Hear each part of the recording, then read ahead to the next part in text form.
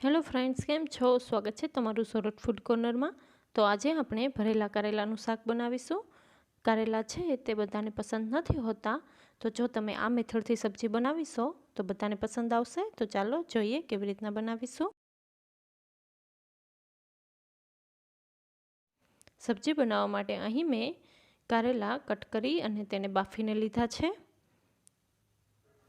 અડધું ટામેટું, કટ કરેલી કોથમીર, શેકેલ ચણાનો લોટ, લાલ મરચું પાવડર, ધાણા જીરું પાવડર, જીરું, હળદર, ગોળ, લાલ મરચું અને લસણની ખાંડેલી ચટણી છે અને વરિયાળી, હિંગ અને મીઠું લીધું છે। તો ચાલો જોઈએ કેવી રીતના બનાવીશું।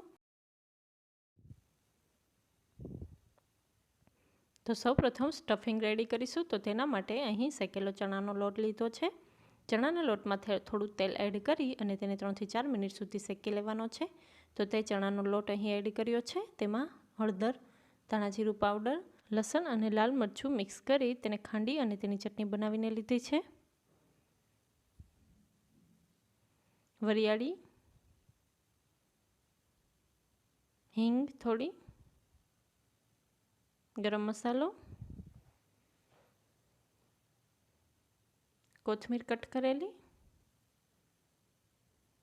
ગોળ એડ કરવાનો છે। ગોળ તમે તમારા સ્વાદ મુજબ એડ કરી શકો છો, કારણ કે ગોળ છે તેનાથી જ બાઇન્ડિંગ થશે।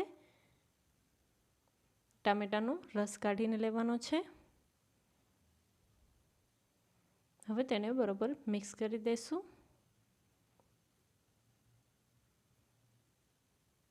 તો તમે જોઈ શકો છો અહીં સ્ટફિંગ છે તે રેડી છે।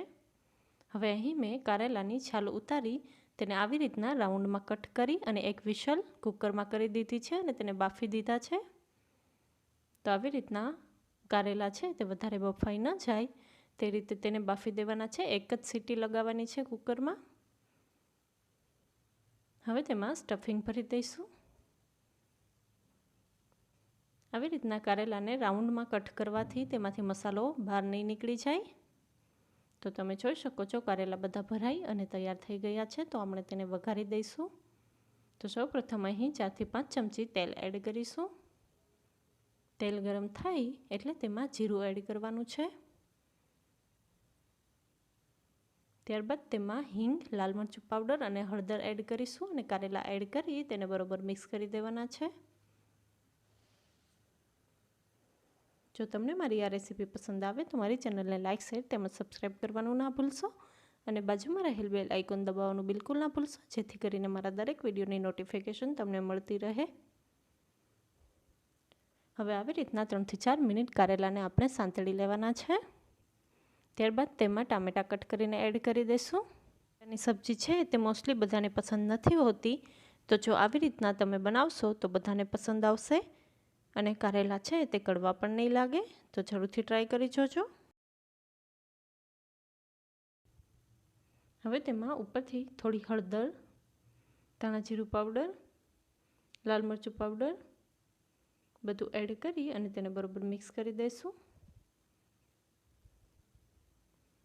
હવે તેમાં જે થોડો મસાલો સ્ટફિંગમાં વધ્યો હતો તેમાં થોડું પાણી મિક્સ કરી અને એડ કરી દીધો છે। પાણી ઉકળે ત્યાં સુધી આપણે તેને મિક્સ કરતું રહેવાનું છે।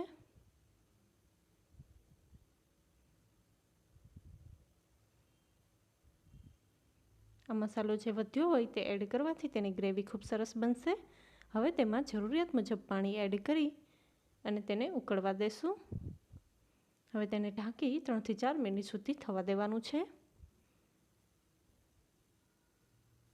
તો તમે જોઈ શકો છો અહીં 3 થી 4 મિનિટ થઈ ગઈ છે। હવે તેને ઢાંકણું લઈ લેશું અને તેને બરોબર મિક્સ કરી દેવાનું છે।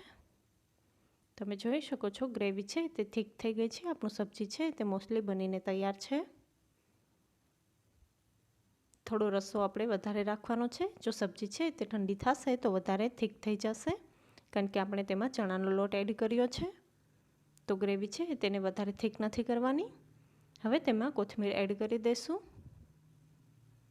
આપણી સબ્જી છે તે બનીને તૈયાર છે, તો તેને સર્વ કરી દેવાની છે।